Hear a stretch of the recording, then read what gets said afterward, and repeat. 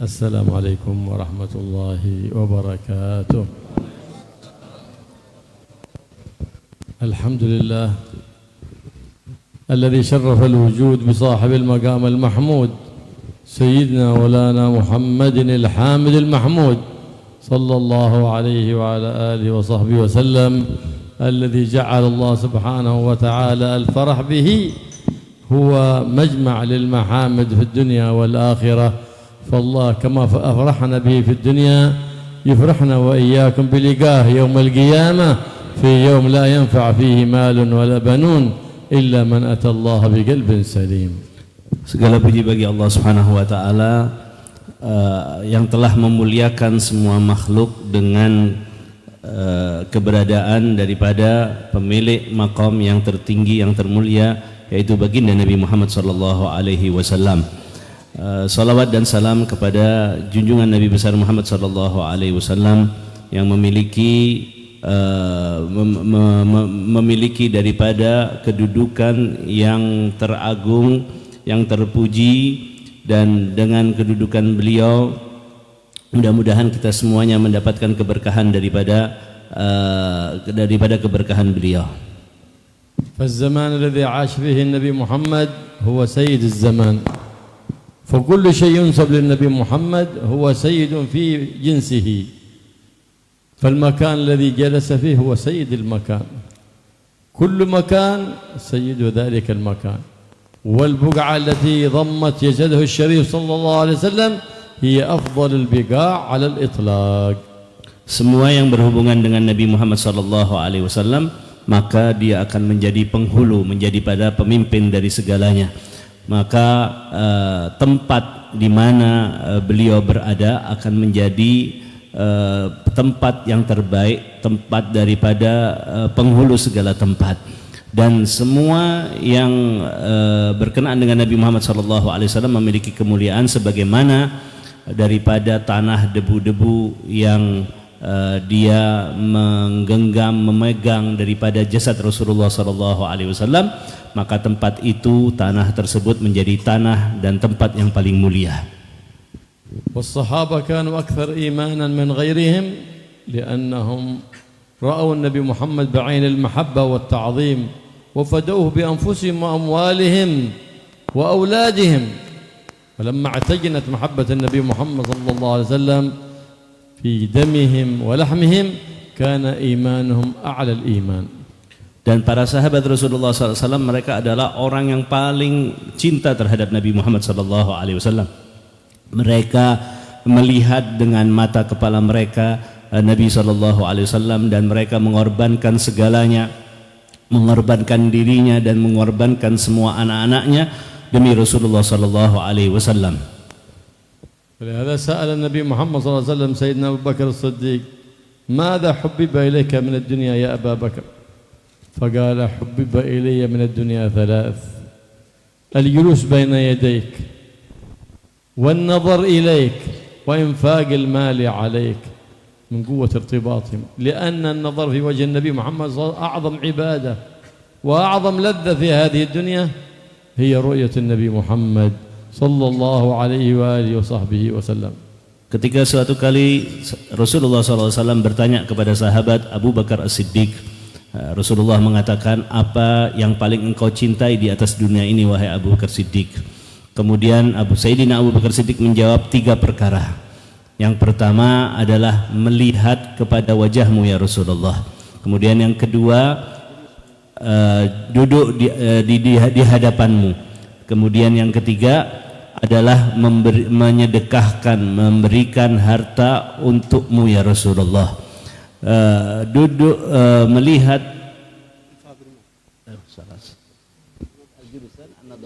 ya, karena melihat Rasulullah SAW adalah kenikmatan yang paling agung yang tiada taranya, dan itu menjadi paling besarnya, paling agungnya ibadah. Tidak ada kenikmatan yang melebihi daripada memandang wajah Rasulullah SAW. فلما ارتبطوا بالنبي محمد صلى الله عليه وسلم ارتباط كامل، فكان لهم كل واحد عندما تحضره الوفاة يفرح. لماذا يفرح؟ لأنه يلقى الحبيب محمد وحزبه إذا انتقل إلى الرفيق الأعلى.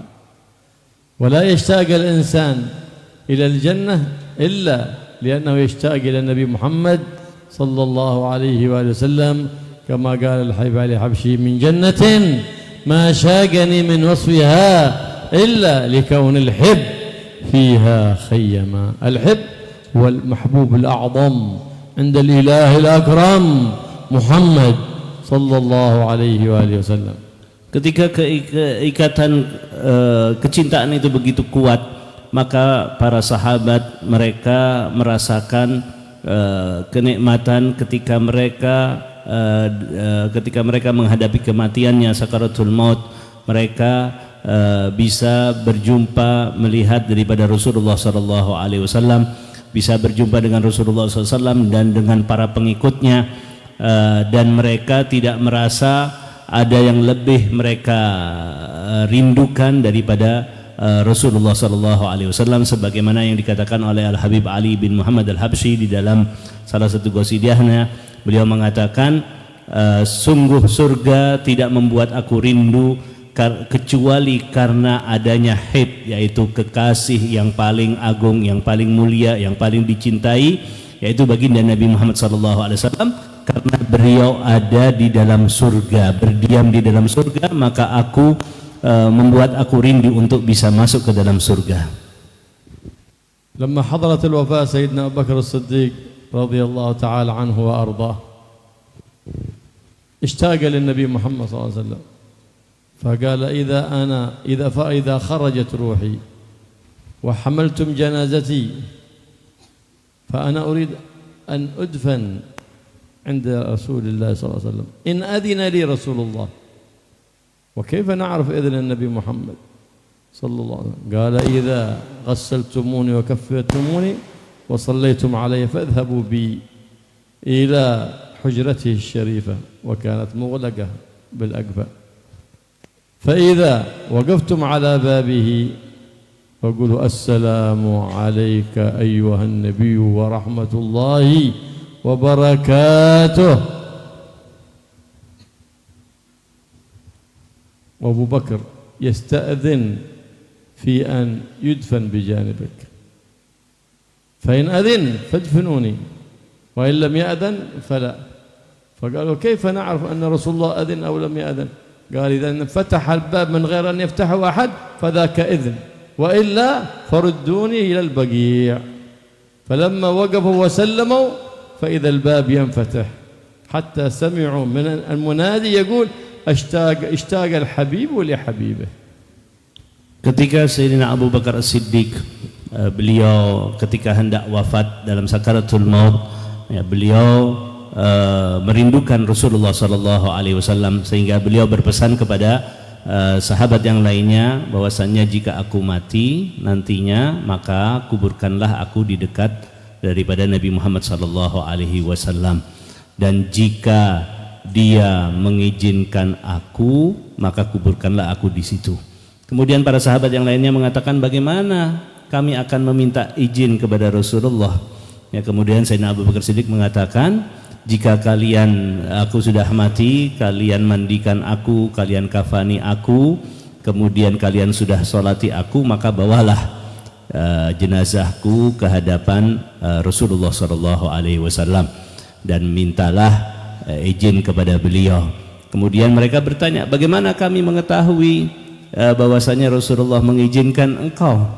Ya, kemudian Sayyidina Abu Bakar Siddiq mengatakan, katakanlah, sampaikanlah salam kepada Rasulullah SAW, ucapkanlah salam, assalamualaikum ayuhan nabi wa rahmatullahi wa barakatuh.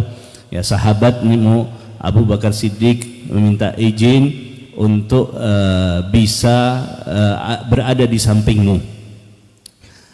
Kemudian jika beliau mengizinkan, maka kuburkanlah aku di dekat di sisi Nabi Muhammad SAW. Kemudian mereka bertanya, bagaimana kami tahu bahwasanya Rasulullah memberikan izin kepada engkau? Kemudian Sayyidina Abu Bakar Siddiq mengatakan, jika pintu nantinya terbuka, ya, dan pintu kuburan Nabi SAW atau hujrah itu tertutup, terkunci, ya, jika terbuka nantinya tanpa ada satu orang pun yang membukanya, maka itu adalah izin daripada Nabi Muhammad SAW. Dan kemudian itu dilakukan setelah wafatnya Sayyidina Abu Bakar Siddiq semuanya, ya, dan mereka bawa jenazah daripada Abu Bakar Siddiq ke hadapan hujrah Rasulullah SAW. Kemudian tiba-tiba pintu itu terbuka setelah mereka meminta izin kepada Rasulullah SAW, dan akhirnya sahabat Sayyidina Abu Bakar Siddiq dikuburkan di dalam hujrah tersebut bersama Rasulullah SAW. هكذا كان اعتقاد الصحابة، وهكذا كانت عقيدة الصحابة الذي نحن على قدمهم. كان من محبته في النبي، يعرفون أنه حي في قبره، وإنما انتقل من دار ضيقة إلى دار واسعة، فلهذا كان له الرعاية التامة بأمته في حياته، وبعد انتقاله للرفيق الأعلى فهو دائما في زيادة لأنه مظهر لرحمة الله ومظهر لصفات الله، فصفات الله وكمالات الله لا تنفد، وكمالات الحبيب محمد لا تنفد. Beginilah keadaan, keyakinan, akidah daripada sahabat Rasulullah sallallahu alaihi wasallam, dan mereka dan Rasulullah sallallahu alaihi wasallam selalu memperhatikan daripada umatnya, ya, dan mereka meyakini bahwasannya para nabi itu tidaklah mati, tidaklah wafat, akan tetapi mereka hanyalah berpindah dan mereka tetap hidup. Karena itu mereka berpindah daripada alam yang sempit ini kepada alam yang lebih luas, yang lebih leluasa, ya, maka mereka akan memperhatikan umatnya bahkan lebih daripada ketika mereka hidup, karena Nabi adalah penampakan daripada rahmatnya Allah Subhanahu wa taala di atas muka bumi ini, ya, maka Nabi akan lebih memperhatikan umatnya, lebih memantau daripada umatnya, sehingga mereka mendapatkan rahmat dan kasih sayang daripada Nabi Muhammad sallallahu alaihi wasallam. Allah addaba Habibah Muhammad wa addaba ummatahu bihi sallallahu alaihi wasallam. Ya Rasulullah, man addabak? Qala addabani Rabbi fa ahsana ta'dibi. بهذا الأدب الذي أدب أمته. فبمحبة الحق سبحانه وتعالى لعباده أن سخر لهم المؤدب الأعظم والخليفة الأكمل عنه سبحانه وتعالى لتأديبهم وتعليمهم وتزكيتهم وتربيتهم. Nabi Muhammad sallallahu alaihi wasallam mendapatkan pelajaran adab daripada Allah Subhanahu wa taala, dan dengan itu Allah memberikan pelajaran adab kepada umat, kepada manusia semuanya melalui baginda Nabi Muhammad sallallahu alaihi wasallam. Siapakah yang mengajari Rasulullah sallallahu alaihi wasallam untuk mendapatkan adab yang mulia? Tiada lain adalah Allah Subhanahu wa taala, sebagaimana Rasulullah sallallahu alaihi wasallam mengatakan, Allah yang telah memberikan adab, memberikan akhlak kepada aku, dan begitu baik, sangatlah baik pelajaran adab daripada Allah Subhanahu wa taala. Maka bagi kita sebagai umatnya, ikutilah adab dan akhlak daripada Nabi Muhammad sallallahu alaihi wasallam. Man hamala hadha ad-din, man hamala hadha al-adab, man hamala hadha al-khuluq al-hasan an jadd al-hasan hum آل بيت النبي محمد وأصحاب النبي محمد، ونشروا ذلك. لم يريدوا الخير لأنفسهم فقط، بل نشروه للعباد حتى يحببون العباد لرب العباد، ويحببون العباد لسيد العباد باتباع سيد العباد محمد صلى الله عليه وآله وسلم القائل أحبكم إلى الله أنفعكم لعباده. Siapakah orang yang membawa adab ini, menyampaikan adab ini yang diambil daripada Nabi Muhammad SAW? Maka mereka adalah para keluarga Nabi, para sahabat Nabi Muhammad SAW. Mereka tidak hanya menginginkan kebaikan untuk dirinya, akan tetapi mereka menyebarkan kepada seluruh umat ini tentang adab, tentang akhlak daripada Rasulullah SAW, sehingga adab ini, akhlak ini yang daripada Rasulullah SAW menyebar di seluruh umat, dan tidak ada satupun kecuali mereka bisa mengambil akhlak dan adab daripada Rasulullah SAW. إذا كان الله سبحانه وتعالى ضرب لنا مثل في القرآن العظيم في الإنسان ما ينبغي أن يكون عنده محبة الذات. كل من عنده محبة الذات ما يحبه رب العباد ولا يكون قريبا من سيد العباد. فلهذا ضرب رب العباد مثلا لله في القرآن في نملة صغيرة، نملة صغيرة ذكرها الله في القرآن عندما سمع خطابها سيدنا سليمان. Karena itu Allah Subhanahu wa taala tidak menjadikan kecintaan kepada zat, akan tetapi Allah Subhanahu wa taala menjadikan kecintaan itu kepada sesuatu yang baik, yang bukan zat, sebagaimana Nabi Allah Sulaiman diperdengarkan oleh Allah Subhanahu wa taala dari semut, yang mana diperdengarkan oleh Allah Subhanahu wa taala daripada bahasa dan omongan mereka di antara satu sama lainnya. سمع سيدنا سليمان وهو يمشي في موكبه العظيم عسكر من الإنس، عسكر من الجن، عسكر من الحيوانات والطير تظلله فوقه، فسمع كلاما لم يسمعه إلا سيدنا سليمان فتبسم سيدنا سليمان. ماذا سمع؟ سمع نملة صغيرة تخاطب جماعتها من النمل: يا أيها النمل. تنادي من؟ تنادي جماعتها، مشفقة على أصحابها. هي شافت الجيش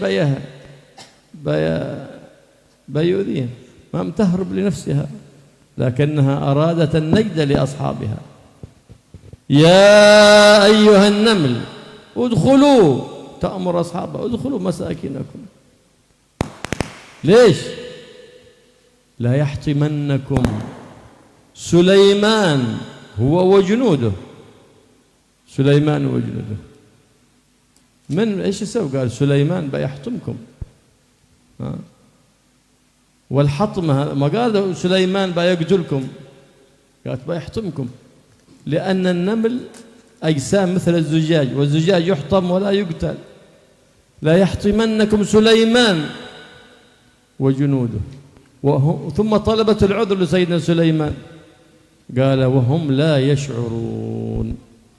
ثم قال خاطبها سيدنا سليمان: كيف هذه النملة الشفيقة على نفسها وعلى غيرها؟ فمن أراد النجاة لنفسه يسعى في نجاة غيره. إذا علم مسألة في العلم، علم فائدة، علم أمرا، علم نهيا، يبلغه لغيره. مثل ما تحب الخير لنفسك حب الخير لغيرك. فمحبة الذات من اتصف بها تكون هذه الصفة حجاب بينه وبين الله، وبينه وبين حبيب الله محمد بن عبد الله صلى الله عليه وعلى آله وصحبه وسلم. تبسم ضاحكا من قول سيدنا سليمان، قال: أما تدرين أني نبي عادل لا أظلم؟ قالت: نعم يا نبي الله. أما سمعتني ماذا قلت؟ فقد أخبرتهم بالتحطيم، لكن أظهرت لهم عذرك وهم لا يشعرون. لو كنتم تشعرون ما بتفعلون ذلك، لكن لصغرنا ربما لم تشعروا بنا. فتبسم سيدنا سليمان من حكمة هذه النملة، بأنها نملة أحبت لقومها ما تحب لنفسها، نملة لم تسئ الظن بمن يؤذيها، بل أحسنت الظن وأبدت له العذر. وهكذا يكون المؤمن، يطلب المعاذير. أما المنافق هو الذي يطلب العيوب، المؤمن يطلب المعاذير. مرة عندما سلم عليه: ربما ما رآني هذا مسكين، طرح رجله على صبعه، يمكن ما رآني مسكين، مهن ما لا بس خلاص يكفي هذا. المؤمن يطلب المعاذير، المنافق لا، قال هو ذاك قليل الأدب ذا، شوف هذاك متكبر هذا يطلب العيوب، أما المؤمن لا يطلب المعاذير. هكذا أدبنا النبي، هكذا علمنا الحبيب محمد صلى الله عليه وآله وصحبه وسلم. ونحن أراد الله سبحانه وتعالى منا أن نتعلم من نملة، فضرب لنا مثل بنملة، مخلوق صغير جدا. Ya, diceritakan bahwasanya Nabi Sulaiman ketika hendak lewat di mana di situ ada semut dengan dengan rombongan yang begitu besar, begitu dahsyat, dengan rombongan manusia, jin, kemudian burung-burung, hewan-hewan. Ya, ketika itu salah satu semut itu mengatakan kepada teman-temannya semuanya, wahai semua semut, wahai teman-temanku, ya, masuklah kalian ke tempat kalian, ya, karena sesungguhnya jangan sampai Sulaiman dan rombongannya itu akan menginjak kalian, memporak-porandakan kalian, sedangkan mereka tidak merasa, tidak mengetahuinya. Ya, bagaimana kita lihat seekor semut yang begitu kecil, akan tetapi semut ini tidak mengharapkan keselamatan untuk dirinya sendiri, tapi dia menyerukan kepada semua teman-temannya, mengatakan masuklah kalian agar kalian tidak terinjak. Ya, dan semut ini bagaikan seperti kaca gitu ya, artinya kalau diinjak dia akan hancur, dia akan terbunuh, karena Nabi Sulaiman tidak mungkin membunuh, ya, dan di samping itu dia masih memberikan alasan kepada Nabi Sulaiman. Ya, dia mengatakan kalau nanti terinjak kalian, sedangkan Nabi Sulaiman dan rombongannya tidak tahu, tidak sengaja, tidak terasa menginjak kalian tersebut. Ya, maka ini adalah satu permisalan daripada Allah Subhanahu wa taala, bahwasanya kita diberikan permisalan, diberikan contoh bahwasanya makhluk yang sangat kecil sekali, akan tetapi dia peduli dengan teman-temannya. Dia tidak mengharapkan keselamatan untuk dirinya sendiri, dia tidak masuk ke tempatnya dia sendiri, dia biarkan yang lainnya akan terinjak-injak, akan tetapi dia ingin menyelamatkan daripada teman-temannya. Inilah sifat yang harus dimiliki seseorang mukmin. Ya, ketika dia tidak hanya mencintai diri sendiri, tidak mahabbah kepada zatnya sendiri, akan tetapi dia peduli, dia sayang kepada yang lainnya, ya, sehingga menyerukan seperti itu. Ya, dan ini harus dimiliki oleh setiap orang yang beriman, sebagaimana Allah Subhanahu wa taala memberikan pelajaran ini kepada kita melalui makhluk yang sangat kecil, yaitu semut tersebut. Ya, dan ya, dia tidak seperti halnya orang-orang yang munafik, ketika dia dapat satu masalah, mungkin terinjak kakinya oleh orang lain, dia akan mengatakan ini kurang ajar orang ini tidak beradab, ini tidak berakhlak ini. Ya, tapi jika seorang mukmin yang dia sayang kepada orang-orang lain, dia akan mengatakan, akan mencarikan udzur bagi dia. Mungkin dia tidak tahu, ya, mungkin dia tidak kelihatan sehingga menginjak kakiku. Ya, dia akan selalu memberikan udzur-udzur, memberikan alasan-alasan, karena dia juga ingin dia sayang, dia rahmat kepada orang-orang yang lainnya.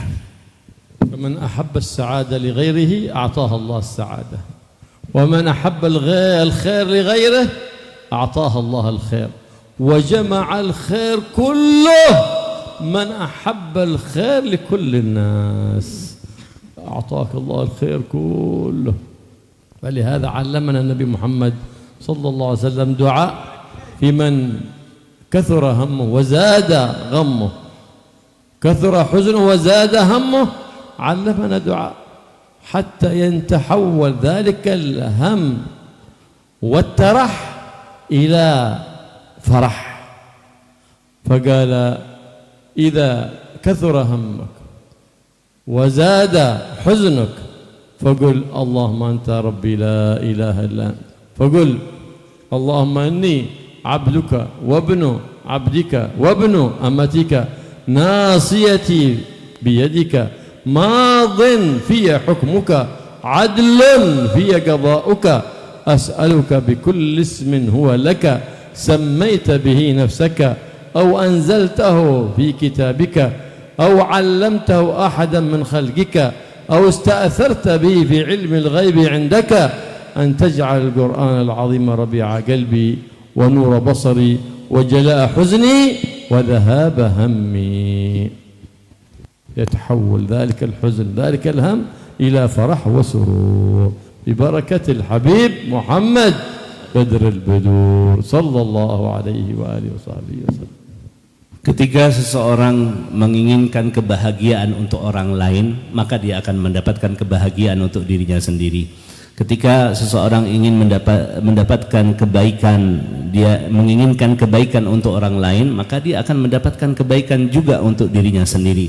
Dan sebanyak apa dia menginginkan kebaikan untuk orang lain, dan jika dia menginginkan kebaikan untuk semua orang, maka dia akan mendapatkan kebaikan semuanya untuk dirinya sendiri. Karena itu seseorang haruslah peduli, haruslah dia itu menginginkan kebaikan untuk orang, menginginkan kebahagiaan untuk orang lain, ya, sehingga dia mendapatkan kebahagiaan, mendapatkan kebaikan daripada Allah Subhanahu wa taala. Dan ketika orang itu mendapatkan kesusahan, mendapatkan kesumpekan, maka hendaklah dia berdoa sebagaimana yang diajarkan oleh Nabi Muhammad SAW di dalam doanya. Al-afu ana ndak hafal. Nanti dituliskan oleh Habib Hashim nanti. Insyaallah akan dibagikan di minggu depan gitu. Allah يبارك لنا في هذا المجلس يجعل إن شاء الله مجلس معمور إن شاء الله مجلس نور الهدى يجعل من يحضره إن شاء الله من الهادين المهديين ويبارك لنا في هذا المجلس إن شاء الله يجعل المجلس معمور بالخيرات والبركات والعلوم النافعات بجاه النبي محمد سيد السادات واجعلنا وإياكم متزاورين في الله متناصحين في الله متبادلين في الله بجاه حبيبه الله ومصطفاه محمد بن عبد الله صلى الله عليه وآله وصحبه وسلم والحمد لله رب العالمين.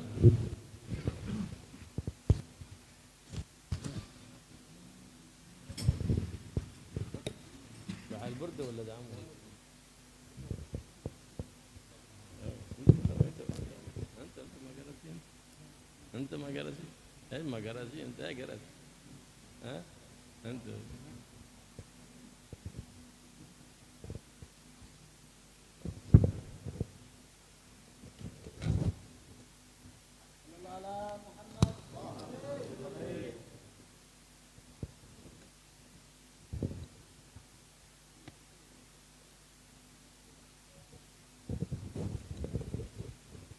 بسم الله الرحمن الرحيم الحمد لله رب العالمين اللهم صل وسلم على سيدنا مولانا محمد في الأولين وصل وسلم على سيدنا مولانا محمد في الآخرين وصل وسلم على سيدنا مولانا محمد في كل وقت وحين وصل وسلم على سيدنا مولانا محمد في الملأ الأعلى إلى يوم الدين وصل وسلم على سيدنا مولانا محمد وعلى آله وصحبه أجمعين.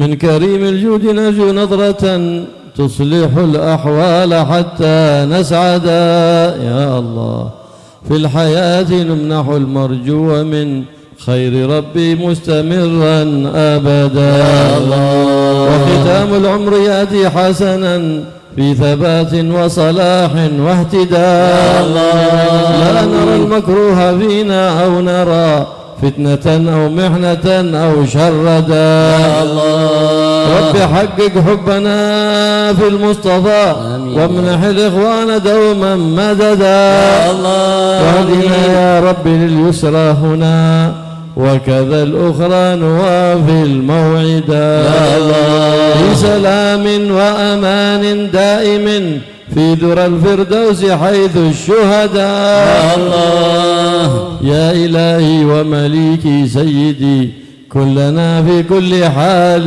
سندا وفق الكل لما ترضى وكن ربنا عونا ونصرا ويدا واشف مرضانا وعافي المبتلى واجل عين القلب من كل صدى واصلح الحاكم والمحكوم كي يصلح العصر الذي قد فسدا وارشد العالم والداعي إلى نشر دين الحق في كل مدى واعط طلاب العلوم همة في التلقي والترقي والهدى ليكونوا خلفا للمصطفى يحمل العلم الشريف الأوحدا ويعد للغد الآتي بلا وهن أو حب تقليد العدا يجمع بين العلوم وكذا عمل لله يفضي مددا يا الله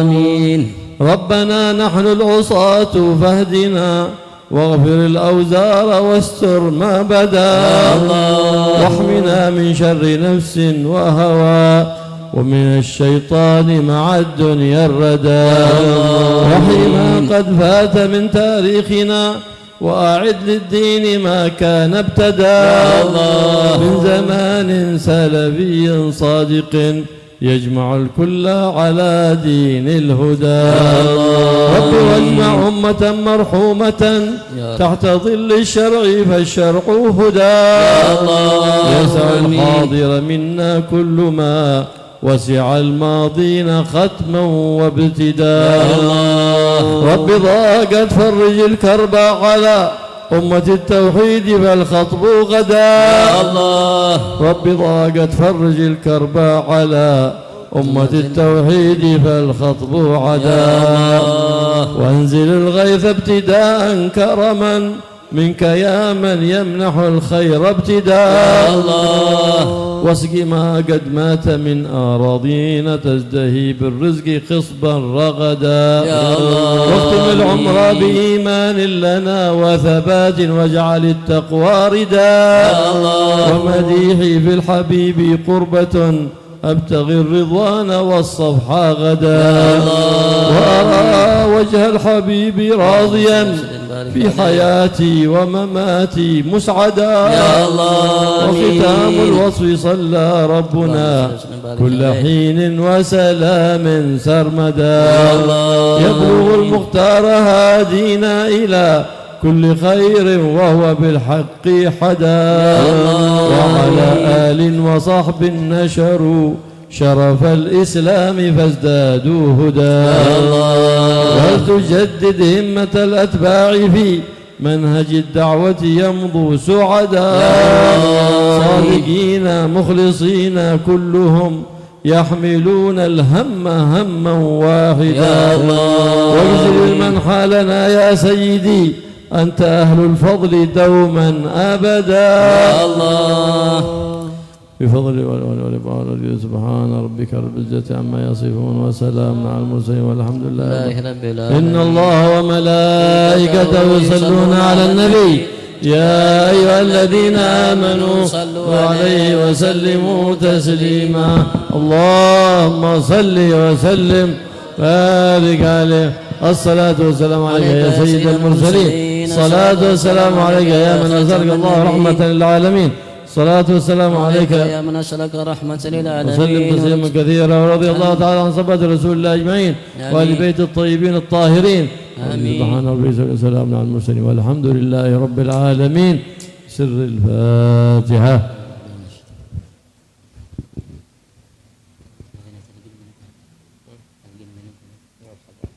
Ya, alhamdulillah. Luar biasa. Dan kita selalu bersama Nabi besar Muhammad dengan akhlaknya, dengan syariatnya, dengan adabnya yang beliau wariskan kepada kita, dan kelak kita di akhirat bersama beliau. Tidak lupa bersama Habib Abdullah kita mintakan talqin zikir dari beliau, ya, kita ikuti. لا إله إلا الله الموجود في كل زمان لا إله إلا الله الموجود في كل زمان لا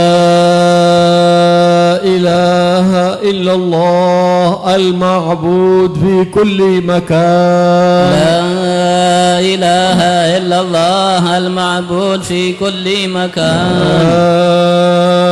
لا إله إلا الله المذكور بكل لسان لا إله إلا الله المذكور بكل لسان لا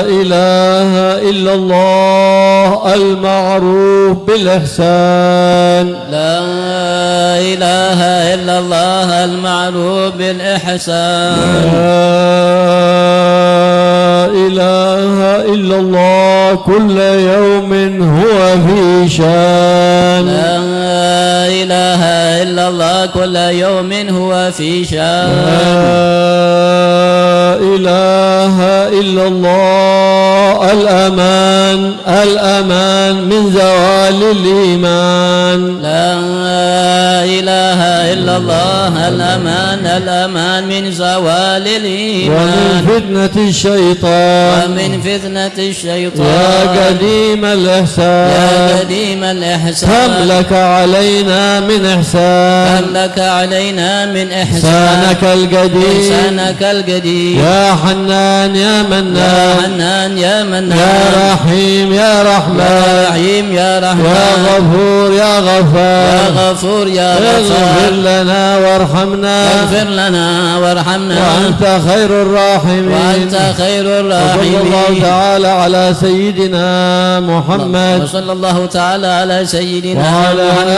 آله وصحبه وسلم وعلى آله وصحبه وسلم والحمد لله رب العالمين الحمد لله رب العالمين اللهم اهدنا فيمن هديت وعافنا فيمن عافيت وتولنا فيمن توليت وبارك لنا فيما أعطيت وقنا شر ما قضيت فإنك تقضي ولا يقضى عليك وإنه لا يذل من واليت ولا يعز من عاديت تبارك ربنا وتعالى فلك الحمد على ما قضيت نستغفرك ونتوب إليك وصلى الله تعالى على سيدنا محمد وصحبه وسلم الحمد لله رب العالمين بسر الفاتحة أعوذ بالله من الشيطان الرجيم بسم الله الرحمن الرحيم كان أولي كان يسأل سبحانه وتعالى تدزينا عن المسلمين آمين